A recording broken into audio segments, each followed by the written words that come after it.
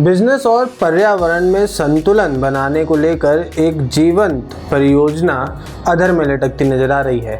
Technology और innovation के जरिए दुनिया में मेटल और मिनरल के क्षेत्र में तेजी से विकास हुआ है। इसमें भारत भी पीछे नहीं है और देश में छत्तीसगढ़, राजस्थान, गुजरात, मध्य प्रदेश जैसे राज्य इस क्षेत्र में राजस्व भी कमा रहे हैं और रोजगार और सामाजिक सरोकार में भी महत्वपूर्ण भूमिका निभा रहे हैं। लेकिन गुजरात के दोसवाड़ा गांव में बनने जा रहे हिंदुस्तान जिंक लिमिटेड के स्मेल्टर प्लांट को लेकर ग्रामीणों में भ्रम की स्थिति है। ग्रामीणों का कहना है कि परियोजना में पानी का इस्तेमाल स्थानीय डैम से होगा, इससे उन्हें सिंचाई आदि कृषि कामों में पानी की किल्लत हो सकती है। वहीं परियोजना से निकलने वाला बाई प्रोडक्ट कृषि भूमि, जल और मानव शरीर के लिए हानिकारक होगा। अब स्थानिकों की इस चिंता में जागरूकता की कमी तो बेशक झलकती है। उधर कंपनी का कहना है कि जल्द ही बनने वाले जिंक तटीय स्मेल्टर में एक आधुनिक और पर्यावरण के अनुकूल संयंत्र बनाए जाएंगे, जो कि विश्व की बेहतरीन तकनीक के साथ जीरो हार्म, जीरो डिस्चार्ज और जीरो वेस्ट वाले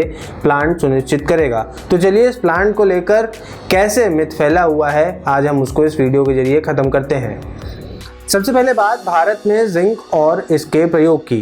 भारत जिंक का विश्व का दूसरा सबसे बड़ा एकीकृत उत्पादक है। जिंक एक उपयुक्त नॉन फेरस मेटल है जो सार्वजनिक रूप से हमारे दैनिक जीवन के लिए बेहद महत्वपूर्ण तत्व है। सौंदर्य, स्वास्थ्य, कृषि, इंफ्रास्ट्रक्चर, ऑटो, नवीनतम एप्लीकेशंस जैसे विभिन्न क्षेत्रों में मेटल के बहुत उपयोग हैं। ऑटोमोबाइल, इलेक्ट्रॉनिक्स और हार्डवेयर इंडस्ट्रीज में जिंक का मुख्य रूप से गैल्वेनीकरण और ड्राई कास्टिंग के लिए उपयोग किया जाता है। जिंक स्टील को जंग लगने से बचाता है और इसका उपयोग car body, street lamp post, सुरक्षा अवरोध और सस्पेंशन ब्रिज के लिए भी किया जाता है।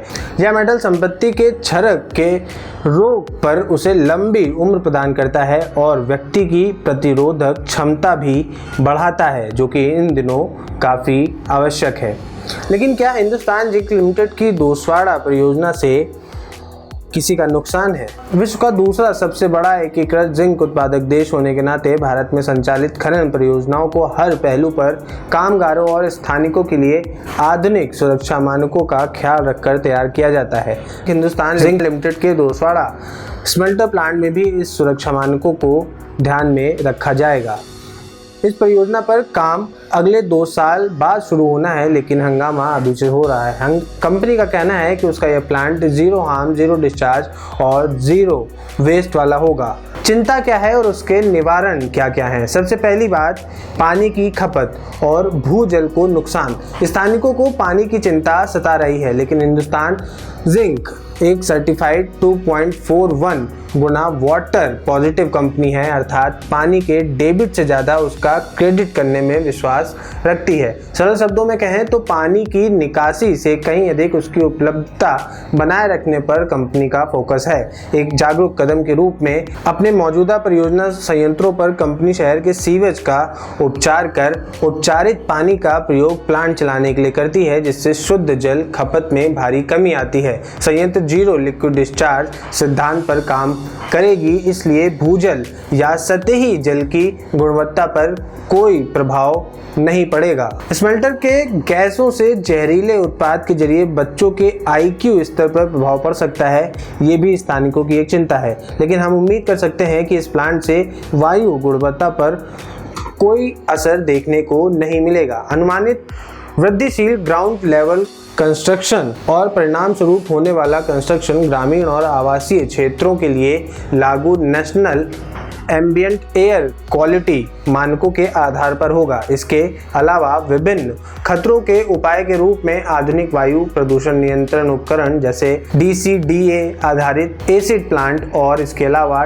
Tell gas treatment plant, flue gas plant और कैप्टिव पावर प्लांट इनमें शामिल होंगे, जो कि वायु की गुणवत्ता को बनाए रखने में प्रभावशाली होंगे। स्मेल्टर के नज़दीकी स्थानों पर लिक्विड डिस्चार्ज से प्रभाव होगा। तो बता दें कि परियोजना से निकले सभी अपशिष्ट जल को शोषित करके उसे प्रक्रिया को हरित पट्टी के विकास के पुनरुपयोग में शामिल किया जाएगा, यानी कि रिसाइकिल कर उसका फिर से प्रयोग किया जाएगा। संयंत्र से लाभ, अगर हम इस परियोजना से लाभ की बात करें तो इस परियोजना के बाद स्थानीय लोगों और व्यवसायों को आय बढ़ाने में मदद मिलेगी। विभिन्न परियोजनाओं के अंतर्गत लोग हुनर सीख पाएंगे। संयंत्र अपने समुदायों के सामाजिक आर्थिक विकास में योगदान कर पाएगा। यहाँ तक कि कंपनियां सुनिश्चित करने के लिए प्रतिबद्ध है कि इसके CSR निवेश से ऐसे परिणाम मिले जो अपने संचालन में सकारात्मक वातावरण का निर्माण करें और सकारात्मक सोशल फुटप्रिंट्स छोड़ें। इसके साथ ही महिलाएं भी इस परियोजना के शुरू होने से सशक्त हो सकेंगी। बता दें कि हिंदुस्तान जिंक ने न केवल पर्यावरण स्थिरता के उच्च अंतर्राष्ट्रीय स्टैंडर्ड्स के लिए खुद को उपयुक्त बनाया है, बल्कि कई बार इन स्टैंडर्ड्स को प्रतिस्थापित भी किया है। कंपनी उत्सर्जन दिशा निर्देशों के संबंध में यह आश्वस्त करती है कि यह विश्व स्तर पर तथा स्वीकृत सरकारी आंकड़ों में सबसे न्यूनतम स्तर पर है। इसके पीछे कंपनी का मुख्य उद्देश्य राष्ट्र की सेवा करना और समाज और हितधारकों के हित को ध्यान में रखकर राष्ट्रीय कानूनों का पालन करना है। स्थानीय लोगों को मूलभूत सुविधाओं से जोड़ा जाता है, शिक्षा से, पढ़ाई से, पर्यावरण से, इनसे जोड़कर तमाम ऐसी गतिविधियां संचालित की जाती हैं जो उनके जीवन को खुशहाल और समृद्ध बना सके।